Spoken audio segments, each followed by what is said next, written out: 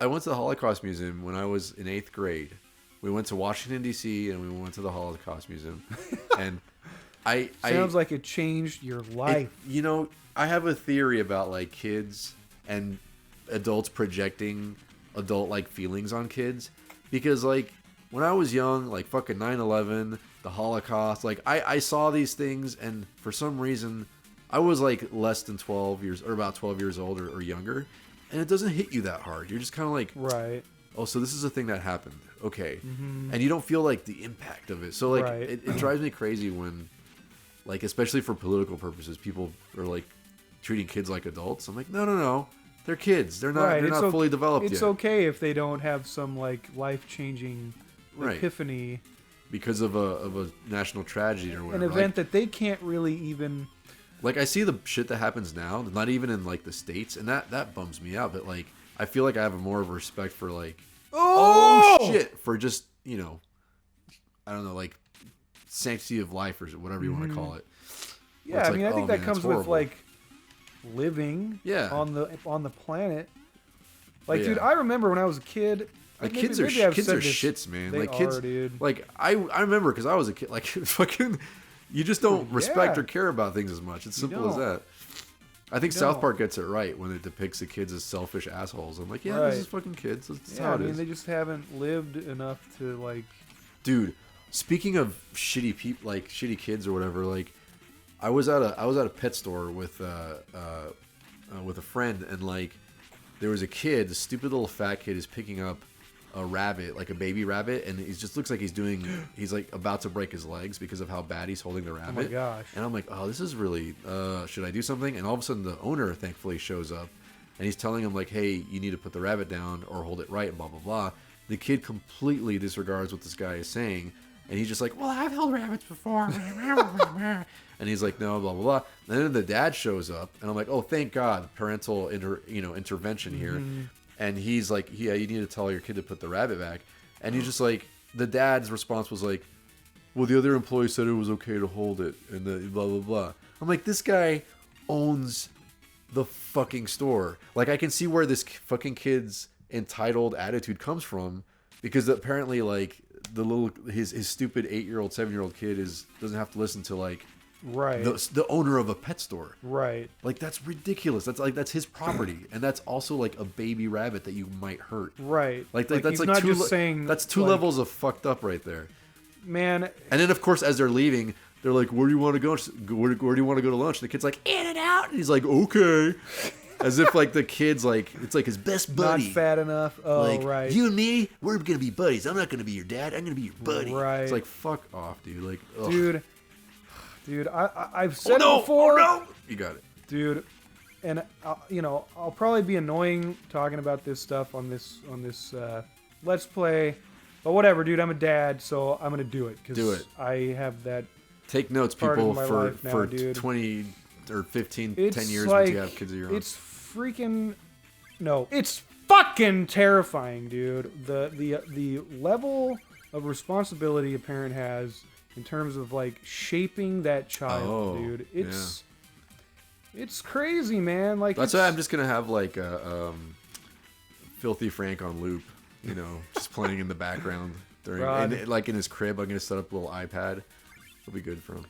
I mean, that's what makes me angry about people who who have just give their kids when all they have kids, even after they know they're kind of shitty parents. Oh. Like, then they have another kid. It's like, fuck you, dude. Oh, right.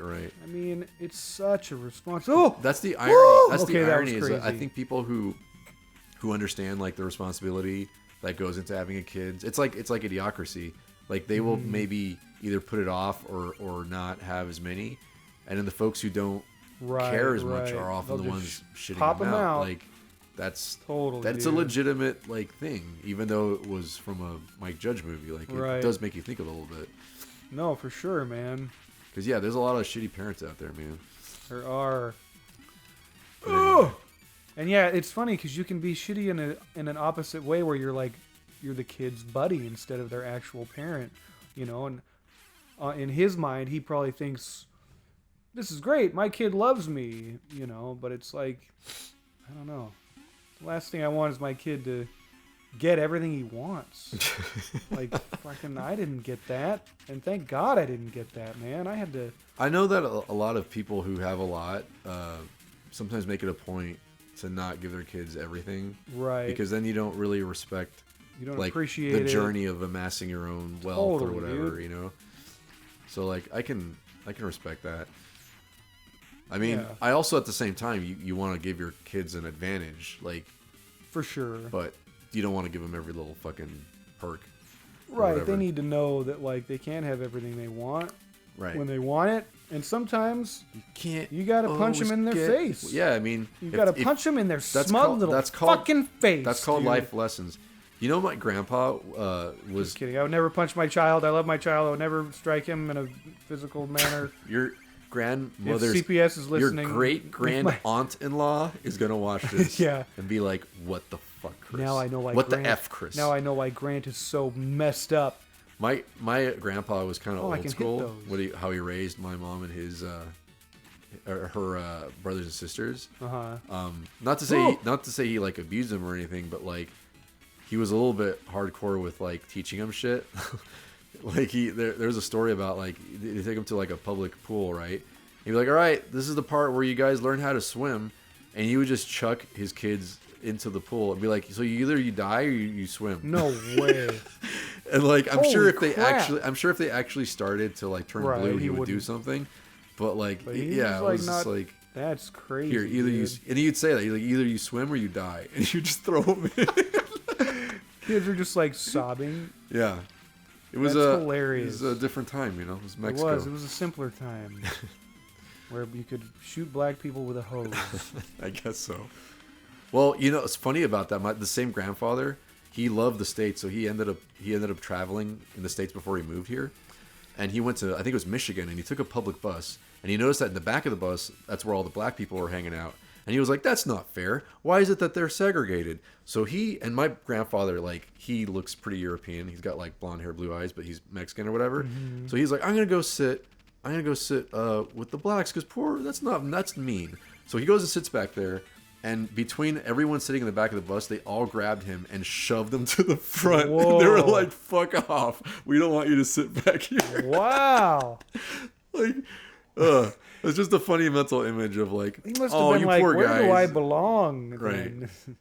But yeah, like, and I appar- feel for you. Let me be empathetic. Fuck off! Apparently, like, as soon as he started speaking Spanish, is when like people in Detroit were like, "Oh, I'm not angry or mad at you or whatever." Oh, It's kind of like, weird they needed to know he was that like he was not white. regular American white, I guess. So different times, man. Different times, dude. Different times. Hey guys. Hey guys, we lost some video there.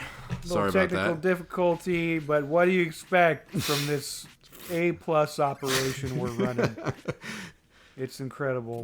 Do we even know where it cut off? We don't even know. I Rob don't was know. telling a story about racism. Well, right, as I always do in every episode. Yeah, But yeah. I think one day once we can hire a proper sound engineer, we'll this will be like butter people.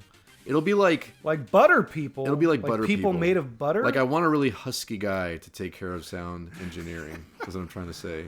Wow. Oh, dude, this is epic. What magic is this? Man, I'm out of voices. Power, honor. Oh. Just can't read that. Of respectable warrior. Sir, I don't believe we've met. We meet today on the field of battle. We have both defeated many knights and traveled far. Today, we fight. Stand aside, and you and I have no reason to battle. Conflict is the reason in itself, brave knight. Today you will be tested.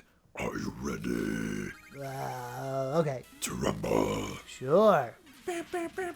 Oh, this dude's like epic, man.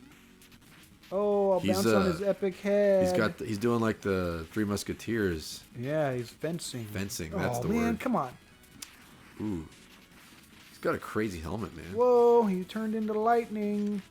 Shit. Go grease lightning. Go grease lightning. Go Grease Lightning. Oh, come on. I don't know. Missing him with my super slash. Dude, when's the last time man. you saw Grease?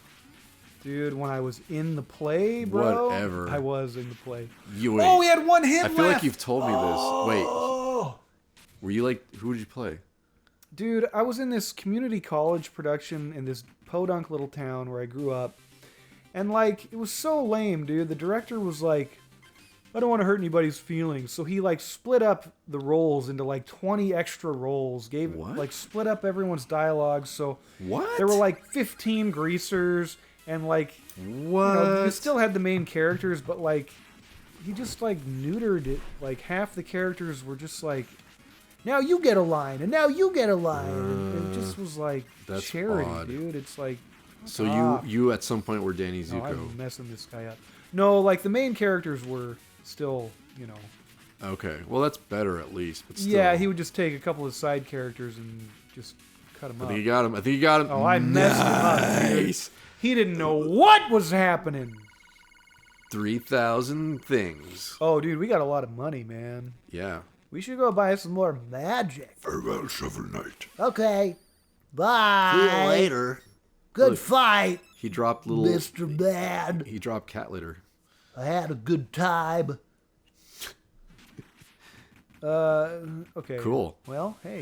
Well, this is probably a good place. Good place to stop. Right, folks. We Thanks will for continue on this listening. quest Thanks of for watching shoveling. and listening. And thanks for listening and watching. And we'll see you next time. Yeah, we'll see you on the Bro Duo. Bro TN Duo. Bro Duo. Look at them doing that things that. Bro Duo.